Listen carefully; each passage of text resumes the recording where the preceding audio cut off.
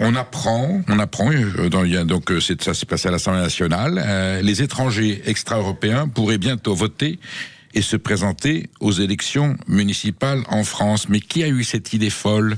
Déjà, Perico, quand on n'aime plus son peuple et qu'on ne veut plus lui faire démocratiquement confiance, qu'est-ce qu'on fait ? On change de peuple. Ça, c'est Nietzsche. C'est pas très écolo, mais c'est comme ça.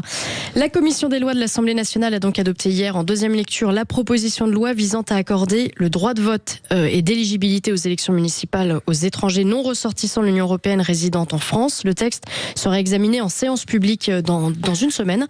C'est une histoire qui date puisque cette proposition de loi avait été adoptée en première lecture à l'Assemblée nationale en mai 2000. Le texte avait ensuite été voté au Sénat en 2011, alors que la gauche y était majoritaire. Et le revoilà entre les mains des écolos.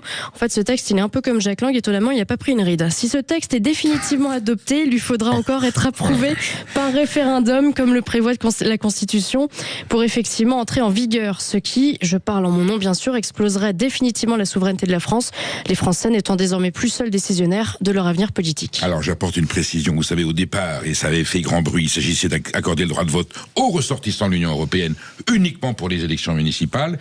Là, la France insoumise, notamment la députée Obono, a dit ils sont près de... Elle reconnaît, il y a près de 8 millions d'étrangers.